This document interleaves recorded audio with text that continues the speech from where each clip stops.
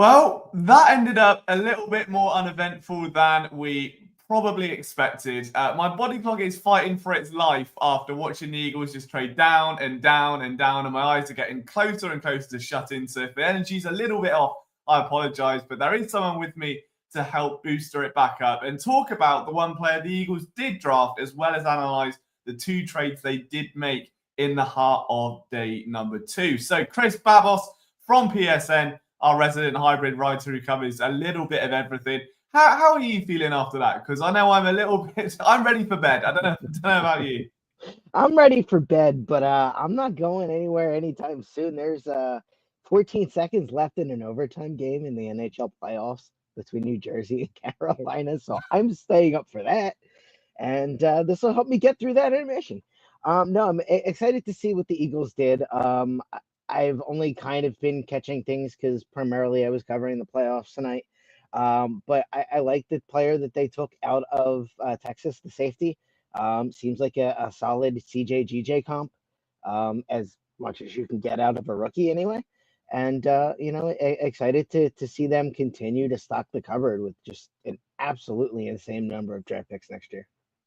Yeah, 100%. Nice to see you, Duck. Thank you for stopping in. I think he's done the same as us, staying up all night just to get traded out. Not once, but twice, which is a very Howie-esque thing to do if we're to go off recent memory. And we'll touch on that in just a little bit. But the Makuba signing itself, I think Duck's right with the question marks, I think we should say. Like, I think purely because people fell in love with other safeties in that class, like whether it was a little bit early with Malachi Starks, whether it was a little bit later with Xavier. There are a couple of other names as well that were just dangling, and you were thinking, well, maybe if they had just waited. Like, I think Xavier went, literally a few picks before the end of the third round. And it's easy then in hindsight for Eagles fans to be like, oh, but, they could have just taken someone else and then waited for the safety. But if they want that guy, they want that guy. I think that's what kind of matters here. The biggest thing for me, I think, coming out of that is that I've learned not to question Howie. I think, he doesn't really miss on very many players.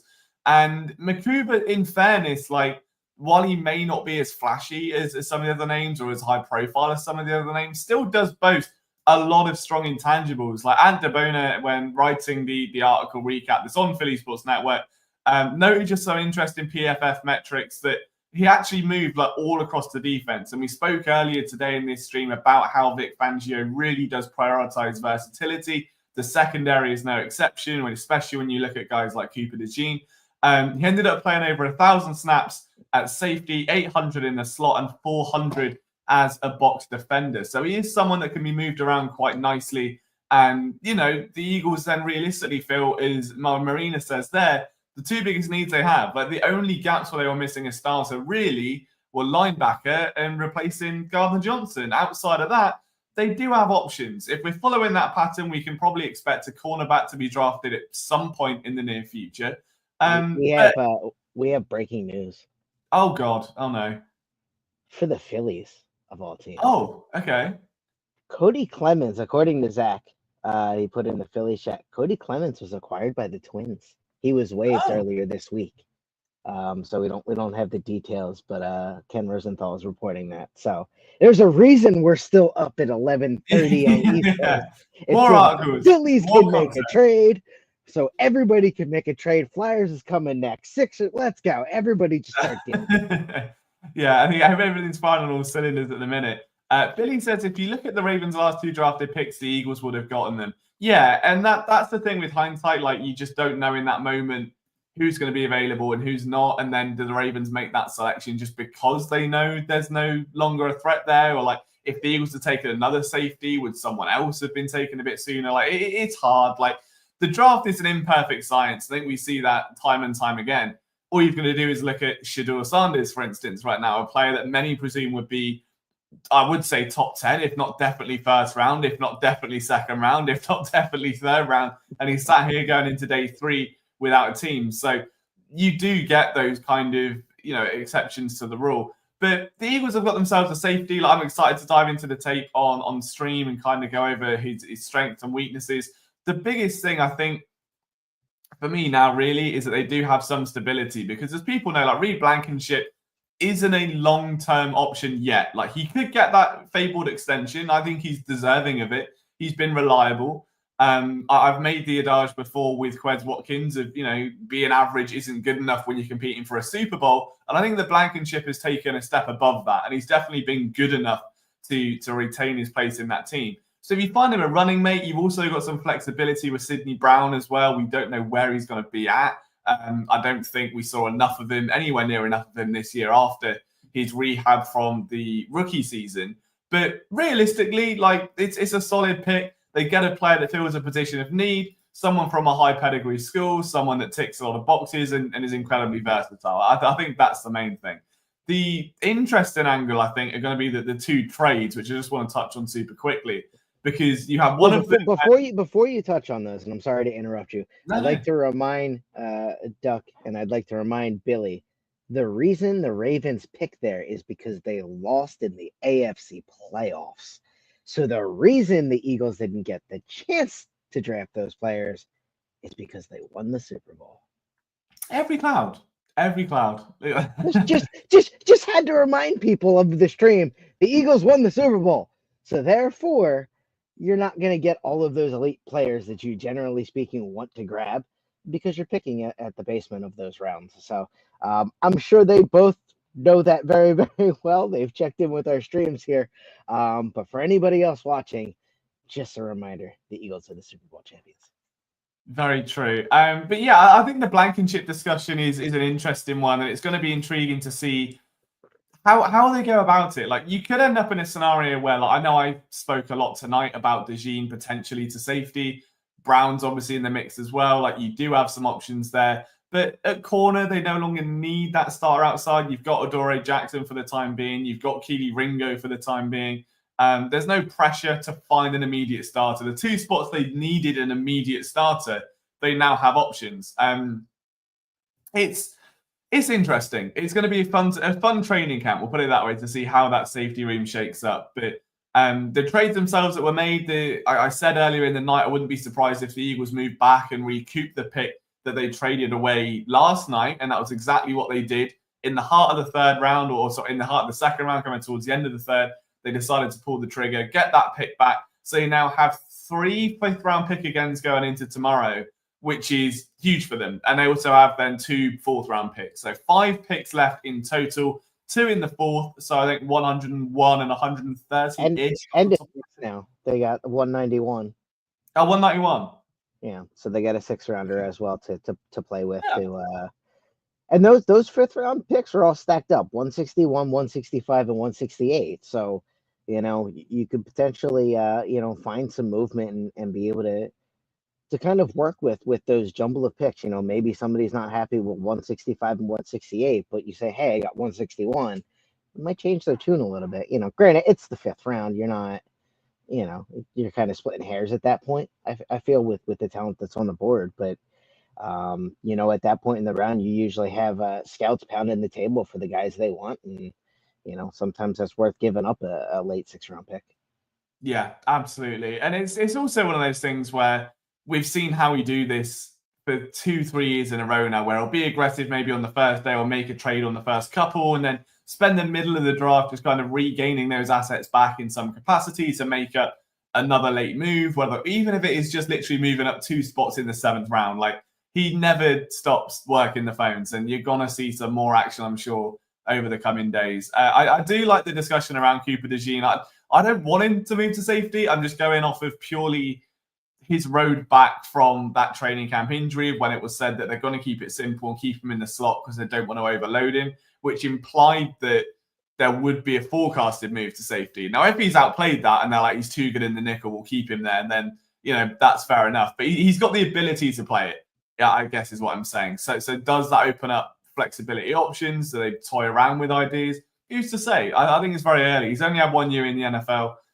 Maybe we see him take some snaps there at training camp just to see how he gets on. Or maybe they keep him there forever. Either way, as long as he's on the field, I don't care if he's playing, defensive tackle. Just keep him on that defense, and I'm sure they'll be fine. I'm just going to pull up the video of the Super Bowl for the people that want him moved to safety. He doesn't get that pick 6 and score that touchdown if he's not playing in the slot. So Yeah. I look at it from that way as I think his speed and his ability to ball hawk from that position, and at the same time also be a player in the run game. It gives him a versatility that they thought they were getting in the second round last year. And again, another one of those injury plays that just worked out for Howie. Yeah, and he seems to rack them up. Now, luckily, the good news is, as far as I can tell, we don't have any worries about that with Makuba. The only concern that I've been able to figure out is just that he's a little bit undersized. He's only a smidge under 6 foot. So he's one of the people that would put 6 foot in his Tinder bio, but he's really like 5'11", like that kind of guy. But at the same time, do you need a 6'3" safety, or would you rather a more compact safety, especially if he's moving around a lot? You want him a bit more compact, a bit more like sure in his tackling angles, and I think that might weirdly work to his advantage. It's really odd because I think the pick itself was smart. The player that they got for the position they drafted is what's coming under fire because people wanted other players, and we see that time and time again. But you're not going to get an answer to was that the right call or not until 3, 4, 5 years down the line. The main thing is they got the player out of the position. They didn't get too smart. They didn't get too cute. They're not drafting small school sleepers in the second round. They're not drafting depth players at, I don't know, left tackle, for instance, for Jordan Mailata. Like, you're just not wasting assets. They're being smart. They're filling positions of need.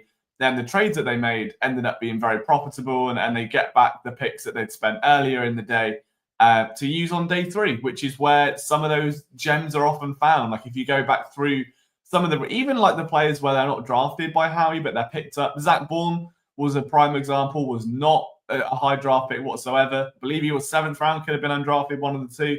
You got Boston Scott, you got Cravon LeBlanc. Like, the list would just go on and on and on for players that really came out of nowhere, and be it acquired by a trade or by a signing or whatever. Like, there is often value in those deeper rounds, and that's where Howie tends to do well. Moro Ojomo is probably a more recent example of a day 3 pick that has really contributed to a Super Bowl team. Billy says they did a very good job with selecting Campbell. I'd agree. I think Campbell was the home run hit there. And I think if you go to this one, the position was, I don't know. I need to look at his tape because I've not watched any tape on him, so I don't want to judge too soon. But I know there are a couple of guys there that I was kind of pining for. And I think it just doesn't help when you've got a group of 4, 5, 6 players and you watch tape on all of them and you get excited about all of them, and then it's one that maybe you're unfamiliar with. I think that can sometimes haunt the process for fans. But yeah, but that's always nice when it's somebody you didn't think you had a chance at. That's always the better form of that, as opposed to, oh man, they drafted this 5th round talent in the 3rd because they think they're smarter than everybody else, which seems to happen to teams like Cleveland and Jacksonville. Yeah, I mean, I don't know. I think it's one of those things we just have to wait and see how it pans out. I'm excited to dive into the film. I want to see what Howie's seeing. I want to see why he was taken over someone like Xavier Watts. That's the name that stands out to me, is why him over Watts? What do they do differently? So there's a good episode for the show next week, probably Wednesdays. We'll spend Monday, obviously, on Jihad Campbell. I think we've got a lot to dissect with the tape on that front. But yeah, excited to get into his tape for sure. But I mean, in terms of then day 3, Chris, obviously we've now had one player added to the pool of talent that we're seeing in Philadelphia, and a few more picks to be used as well. What are you expecting for day 3 position-wise? Because they still haven't got a tight end, which was one of the positions where there were options in both rounds 2 and 3, and they passed on all of them and decided to take a safety and then recoup some of the assets instead. So are they just doing the thing of not valuing it, going after some more undrafted guys, or someone like a Grant Calcaterra again very late in the draft? Or are they going to maybe go for like a 4th, 5th rounder, do you think? So first and foremost, I think there's a chance Howie Roseman locks Vic Fangio in a supply closet and doesn't let him speak so that they can actually draft an offensive player. Because this draft screams of just picks that are versatile for Fangio's defense, which is fantastic. And they don't really have a ton of needs on the offensive side of the ball, but getting that tight end that everybody needs. Obviously, they didn't trade Goddard today. So wondering what's going to happen with that situation, if he gets dealt tomorrow, if he plays the last year in his contract, if that gets restructured. There's a lot of options there still with Goddard. Everybody kind of just assumed he was going to get dealt, and that was the end of it. But that might not be the case. So, I definitely am interested to see kind of what they go about doing. I'm always a big fan, especially in the fourth, fifth, sixth rounds, if you can get those athletes for Southland University on that offensive line.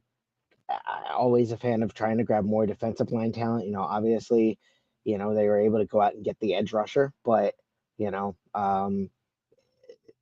Fiscal's a very football game, as we all know. So having that depth and having that next man up to be able to step into the lineup, even if he might not have the same caliber of talent, that's important. So I'm excited to kind of see what they do. I've been trolling a little bit in our chat that I want Sanders to find his way to Philly, mostly to get under Brian's skin a little bit. But I honestly do think that could be a sneaky good value pick if you're willing to deal with the nonsense that seems to come surrounding him. But I don't see how we doing it. I think the Eagles' room would be strong enough to kind of be like, all right, hey, here's how you need to be a pro. But I don't. I think it's one of those things that's going to be a job for another team. Yeah, definitely. I think given the high character focus that Harry's had, I'm not sure the noise and drama would be best fitting. But it would be, if it was Madden, we could have a fun experiment and running around. Although I do think any quarterback that isn't like a direct 7th round pick would just draw the complete wrong headlines for Philadelphia. Like the Jalen Hurts pick was bad enough, and that was the best decision that they'd made possible. So you got to keep in mind, Tanner McKee, your guy, was a 6th round pick, 188 in 2023. So I mean, he's now in the backup role. So there you have it. You could still get some talent that's going to make an impact, whether it's this year or in the future. Actually, I'll take it back. I think we should draft Sanders and have him be a QB3 to Tanner McKee just for the ego boost for McKee. No other reason. You make McKee unstoppable, and then we truly become the quarterback factory that we were supposed to be years ago. Absolutely. I think we've got some really good questions here in the comments as well. So we'll get to a few of these. Billy says a really interesting one. What do you think about the Falcons? Did they outsmart themselves? I mean, I think that's been a trend for a little while with the Falcons. I mean, let me try and get their picks up. So I noticed it when I was watching, they were just going after some odd decisions. Let me see what we got. While you're pulling that up. They did get Xavier Watts, didn't they? They traded up to get him. And then they had Jalen Walker and James Pierce Jr. Look, I was a big James Pierce Jr. guy. I like Xavier Watts. Obviously, you've got Jesse Bates in that secondary as well. Like, you've got a couple of good edge rushes there. Like, the thing is with Atlanta, like, it's a good team handcuffed by mediocre quarterback play and bozo coaching. Like, I can't tell you the amount of bets they ruined for me last year, just on their own. It was ridiculous. So I have no faith in Atlanta as a franchise. I think they've done a really good job at acquiring the talent that they should be getting. I think the next step of developing it or finding the right whatever it is, whatever happens between being drafted or signed and getting in the building isn't happening there. So Arthur Blank is in kind of a tough spot with having built the new stadium down there in Atlanta. And then I'm sure the pressures to try to get anything close to a financial recoup on what you've spent. I think you saw part of that with them going out and signing Kirk Cousins. And then turning right around and drafting a quarterback in the first round last year that ended up outshining. So it ended up being a really smart move that they did it. But the Cousins move to me screamed, we need to do something because we can't be losing for 2, 3, 4 years. And I think that's due to the new stadium because it's one of those things that, there's a lot of investment for a lot of people in that. And a lot of people aren't exactly patient in today's world. No, very true. You want to try and get some star power in there, sell some jerseys, sell some tickets. Like it makes sense. And they go after stars. Kyle Pitts, Bijan Robinson. You can easily put a couple of the names they've drafted here in that same conversation. So we'll see. It's an exciting young team. I feel like there's different levels to like rebuild teams, and there's teams like the Jets who just consistently have no idea what they're doing. Then you've got, I would say, the Falcons where they get the right players, can't do anything with them. Then you've got the Lions from a couple of years ago where they get the right players, they're a couple of pieces away. And then you've got the Eagles who just magically moonshot because they just find that missing ingredient and make it click. So I think the Falcons are still a few key pieces away from getting where they need to be. But we'll go through. Interesting question here is: do you think they will trade Huff from Billy as well? I don't think so. I think it's too early in the experiment for them to be doing that. Like again, you don't pay a premium on 4 years in someone to judge it after one, especially when there's an injury. Like from a business perspective, like not even necessarily production. Like for instance, like if I'd signed Chris to a 4-year deal at PSN and after 6 months I wasn't overly satisfied, I wouldn't sack him because I've bought the long-term vision. There's a reason I've given him a 4-year deal and not a 6-month deal. You know, it's the same sort of thing. Unless you're Howie Roseman and they have void options tacked on the end of them. Yeah, true. Yeah, he's gonna be there a long time. That contract's gonna never end. But yeah, like I think the bright stuff conversation is one I've had countless times on this channel. So I don't want to unfortunately send everyone to sleep just yet, although I am nearing that point. But yeah, I think he's a player where year 2 will be the deciding factor. Like year 1, you've got to try and learn how to get up to speed as a full-time edge rusher after only doing it part-time with the Jets and just blazing against worn-down offensive lines. Like you're just always going to look better. You've now got to try and control that tempo and control your pacing. It's a different ball game entirely. Now you've had a year. Now there's pressure. Now you've seen what Nolan Smith has done with an extra bit of time and some extra reps.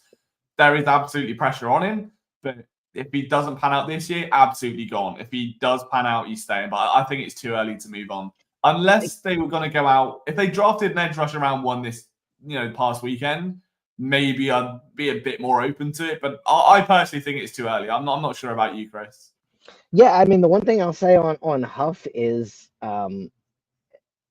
just about any athlete I know rank up there as some of the most competitive people I know.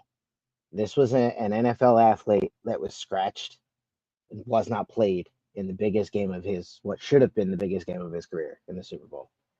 So if anybody is going to come back with a chip on their shoulder to prove some people wrong, I think Huff is a really good candidate to do it. Whether or not he's able to make it work within the scheme and adjust to that new position, that's what we'll have to find out. But he should have one hell of a chip on his shoulder after not playing in the Super Bowl and then watching his team win it.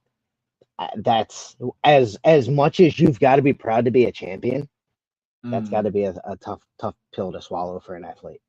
Especially watching literally everyone that ever took a snap from you do well. Like even Jalen Hunt balled out. You know what I mean? Mm-hmm. So yeah, there's absolutely a chance. I mean, even in a blowout, if he's even dressed at that point, he gets some snaps. I mean, he wasn't even dressed, which shows you how they felt about his performance this year. And again, that's one that you would think is going to help drive him to be better in the offseason. So I'm actually excited to see what he comes back as, if it's anything different. And also, I don't think there's any trade value of anything of trade value there to move him for, unless you're simply just like, here, get this contract away from me. Yeah, definitely. Duck says here that the Jets are so old, they're like the Cowboys, good talent, and they can't get out of second gear. Completely agree with that. And then we also have a list here from Devontae Graham. Appreciate you checking in, Devontae. I think this is your first time on the stream. If it's not, I apologize. If it is, welcome. We're happy to have you. We are anyway. I wouldn't not be happy to. I'm too sleepy to be greeting people at like 5 a.m. All right, cut me a break. I'm trying to be nice. But he listed some names here. So we can definitely add those to our list. I think we will have an article out tomorrow morning going over some targets as well. So we'll keep an eye and see if any of those names pop up. Gunnar Helm is one that I know David has been pounding the table for in these streams. Kyle Kennard is a name that rings a bell to me. Jaden Blue stands out. There's a few in there that I could absolutely see being targets for the team. And now they've got plenty of ammo to do it. Two fourth-round picks, a few in the fifth, and then one partridge in a pear tree in the 6th round as well. William touches on the Cody Clemens trade, and I know we touched on that a little bit earlier as well. Interesting one, definitely. I'm sure we'll save that for another Phillies debate because we could be here for a while talking about that. We'll try and get some of the Phillies writers onto a show. If I were Huff, I'd shut the hell up, take the paycheck, and help the younger players. Basically be more Bradbury and less Huff. And look, Duck, if we're ever at a point where you're going to be more like James Bradbury, I think that's a sign of the times, and that, maybe Bryce Huff is very far and away from what we all thought he would be. So, there's probably some extra wisdom there. But yeah, Billy agrees with your point, Chris. I'm very much in agreement with that as well. Elijah Roberts is older, but good physicality and smart, needs to work on his pad levels. I wonder if just because I mean, there's a lot of these players that are older just because this is that weird COVID year and you had the NIL stuff. Like, I wonder how much of that is playing into the decisions we saw today from Howie of just trading back. And like, if there's nothing there and you're talking like, 25, 26-year-old players potentially in the second, third round, like if you can't get a home run out of it, there's no point because the developmental ceiling just does tail off. Like, it's not like even soccer where, you kind of peak at 29, 30 and then slowly regress and you play until 35. If you're a perimeter NFL player, you're done by like 31, 32. Or if you look at someone like Julio Jones, it's just not the same after the first like 6, 7, 8 years. So it's really interesting. And I'm wondering just how much of a role that plays. But has it played a role in anything else, Chris? Because like hockey would have been similar, especially maybe even worse, wouldn't it? Because it would have been like worldwide because of all the European stuff. I mean, it could, again, one of the things that you got to kind of keep in mind with that, we were like, 24, 20, 25, 26. They don't necessarily have the reps that a normal 24, 25, 26-year-old would have on their body because of the COVID shutdown. So I think there's a lot involved with that. There's probably less tape on some of these players to make decisions on. And, there's probably more varying decisions just because of everything that people dealt with at the time. So, I like the decision to just trade back, keep collecting assets. You take your dart shots when it comes up, if somebody's willing to buy those picks off you. The Eagles are in an absolutely fantastic position where they don't exactly need anything. So at this point, 4th, 5th, 6th round picks are kind of gravy, which is wild to say. Yeah, absolutely. William picks out your slinky dog in the background. Love that. I'm a big fan. It's the first compliment we've got, which is really cool. I had to. I saw it during Christmas, and so what it's here is they did the Disney interactive game. I think it was 2 years ago. So it was all animated and everything, and the Slinky dog was the first down marker. So they would actually like stretch him out when they were doing the measurements. So it was our favorite broadcast of the year, and so I saw it for Christmas. I ended up getting one from my brother and one from myself, and I had to put it in my setup because Slinky dog. It goes well. It goes well. I'm a fan. So Slinky dog that also serves as a first down. I mean, to be fair, you can probably use that one whenever they do a tush push. It would still be long enough to just put stress out from over the top. Just have him jump right over the top. Be unstoppable. Of course, Peter would probably have a bit of a problem with that, but yeah, true. It's okay. We can imagine. I really like what William said here as well. Actually, saying he thinks how he traded back, thinking that Charles Grant would be there, and he went a pick or two before, so he went back again. That crossed my mind as soon as I saw Charles Grant go. I was like, damn. Like I had like the list up on NFL.com where it shows you the prospects left, and I was like, okay, well Charles Grant's there. I know David spoke highly about him as well. Small school sleeper offensive lineman with like a lot of very physical upside. I'm pretty sure, I might be wrong. I'm pretty sure that's the one that was like a wrestler near, is it Virginia? I think it's near Virginia. Like it's someone David's like close to, I think, like proximity wise, not like buddy, but you know what I mean? So I was like, okay, well, this could be really interesting. And if that's out there, then don't worry about it. Like, again, you don't have to swing at every ball. You're just trying to get on base. And when you've got a roster that stacked, you really don't have to swing at every ball. Like, you've got a 7-0 lead. Tell that to the Phillies. Good God. Sorry. Put me in, coach. I'm ready. I'll be there. Devontae says, Gunnar Helm can rest up and get healthy. We still have Kyle Grandin. That's a name that often goes overlooked, actually, from the Colts. I mean, that position overall, I think, anywhere beneath TE number 1 just doesn't really get the love. I mean, it's weird, I think, with tight end. Like, I still love Grant Calcaterra just purely because of the agility and the speed that he has. I don't think he's quite got the run block in there. Then on the other side of things, I know he's not there now, but when you had Jack Stoll, he was all blocking and very little in the way of receiving production. And they've just tried so many of these, like, I forget the guy's name. I was going to say Tyree Jackson, but I don't think that's right. But like the 6'7" former Bills quarterback. But was it Tyree Jackson? Or is that? Have I messed that up? If it's The not name Tyree sounds Jackson, he probably familiar. plays for the Cowboys as well. We'll add that to the list of offences that I've committed this evening. But yeah, they just love these like developmental potential tight ends. Like, bear in mind, even a few years ago, they had Jordan Matthews work out as a tight end. You were dead on. It was Tyree Jackson. Didn't play for the Cowboys. Was an Eagles tight end. I've redeemed myself. He actually played for everybody in the division but the Cowboys. So there you go. He's got some extra brownie points. Left the Eagles, went to the Giants, left the Giants, and is with the Commanders now. So there you go. Love to see it. But yeah, I think like they've got to work out what they want to do. Realistically, I feel that Howie's a little bit indebted to Goddard, and he doesn't want to do a disservice because he has just been a model teammate. He's been a model player. Like he's not put a single foot wrong outside of the injury stuff. And when he does get injured, he's out for like 6 weeks and then he's back. So you're not losing him for a year. When he comes back, he doesn't lose a step necessarily. It's not like he comes back and, oh, now he can't catch all of a sudden. Now he can't take hits. Now he's getting injured more and more. Like, it's always been the same. It'll be like a strain here or a little bruise there or like a twist, or it'll miss like a string of training camp practices. It's always the same stuff. And then when he plays and he's good, he's great. But his need now is much more in run blocking. Like, he's not being asked to do anywhere near as much as a receiver because of someone like Saquon Barkley just simply existing. So they've got to try and work out, okay, what's the value of a run blocking tight end? Can you get one later in the draft? Can you develop one?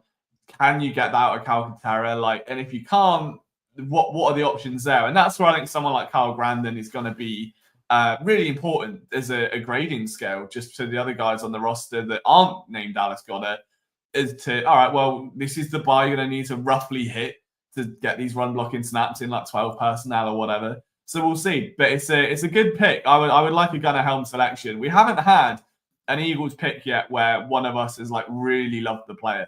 So they've only taken 2, in fairness. You normally wait till like round 4 or 5 to say that. But yeah, hopefully we'll get one by the end. And I know Gunnar Helm has been a name that a lot of people have been clamoring for. So I think that's kind of just about it, really. There wasn't too many talking points other than the fact that Harry was very smart, got his selections back from last night. So got a free trade up, basically, when all was said and done. Got back, got the player he wanted in the second round.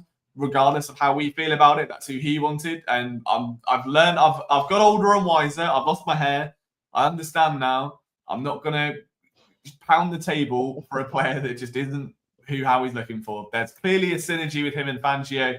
I'm not involved in that synergy. I will just watch the tape and I'll let you know what I think on Monday night. So Wednesday night. Monday night stream, we're going to go over Jihad Campbell. The second stream on Wednesday, we're going to go over what we're going to see from our brand new safety. And then Friday, we'll probably do well, they might not get another player at this rate. It could just be a bunch of picks. So we can just do a tape review of draft picks. Any predictions for day 3 or any final thoughts on what you've seen tonight, Chris?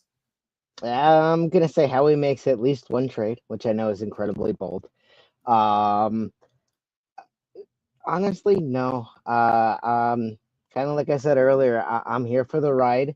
If I could clone Howie Roseman and have him run every team in Philadelphia, I would do it because, I trust his judgment and I think he operates his staff really well. I think he listens to his staff, but ultimately trusts his gut, which I think the best general managers do. And, he hasn't missed on too many of the picks since he's realigned what his goals were, going to those big schools, getting those players. If the safety we took wasn't out of a school like Texas, if he's out of like Eastern Illinois, I question it a little more. But I know he came out of a school that has a bit of a pedigree, that has a more of a pro style program. I think that's important in the transition to the NFL. Yeah, I completely agree. I think that makes a good point as well. Saying that it could be very much offensive line and defensive line heavy. We've not seen any defensive tackle depth yet. Defensive end can still do a little bit of bolstering. I know they signed Josh Uche and Azeez Ojulari, but they could still do with a name or two there just to develop. And obviously losing Milton Williams is a tough pill to swallow. So I'm sure there's going to be some level of reinforcement in the trenches at some stage. That will be my soft prediction. I think a bold prediction would be I think I'll draft a quarterback. I think I'll go there. Like maybe like round 6, they're just going to take some random guy off the board. Give me a Clayton Thorson vibe again. I'm in love with Tanner McKee. I love him to bits. I want another Clayton Thorson. I need a song to send around Twitter and annoy everyone anytime it comes on that timeline. I could see a quarterback. I could see weirdly a slot receiver. I said that earlier. Like I like Johnny Wilson. I think he's got a usage in the red zone, but you need someone a bit more reliable than Jahan Dotson. It was easy to say he doesn't get targeted. It was because he was shit. No, it just wasn't the case. Like, didn't really offer much. And when you've got AJ Brown being AJ Brown, you've got Devontae Smith being Devontae Smith, you've got Saquon Barkley, you need something that's a bit better than Jahan Dotson there. But he served the purpose. I could see it. Doug has made a very bold prediction there that they will get Sanders in the 6th round. If that happens, I will want the lottery tickets for this coming week. But that is one spicy prediction. I will both do a victory lap, but then I will also need to check for a medical welfare check on Brian, because I really don't think he would handle that one very well. I'll make you a deal, Doug. I'll make you a deal. If that happens, look, if they get him in the 7th or the 5th, it doesn't matter. Okay, if somehow, some way, the Eagles decide to draft him of all quarterbacks in the 6th round, I'll do a shoey on stream when we recap tomorrow night. Okay, that's just as an ode to you and for the glory days. We'll run it back one more time. So there's an extra incentive now. You can gamble without the gambling. You've got my shoey potentially on the horizon. So you can look forward to that and the boldest of bold predictions there from Doug. But again, thank you everyone for watching. We will be back tomorrow morning, isn't it? Because the draft starts like 11. So it's this morning. It's this morning. It's 12:02 Eastern. Yeah. So there you go. I don't know where I am anymore. But it will be maybe 9-10ish. We'll see how we go. And then if we don't do that, the evening stream absolutely categorically will happen as soon as the draft ends to recap day 3 and then a little bit of overall analysis as well. Hopefully get some more of our Eagles writers on to bid us into the sunset, and then we can get back on to regular scheduled programming this next week. So if you're not following Chris on Twitter, his Twitter is @CBabosWrites, as in the word writing, not the direction right. That could be some other fella. Don't want to follow that one. So make sure you follow the right Chris.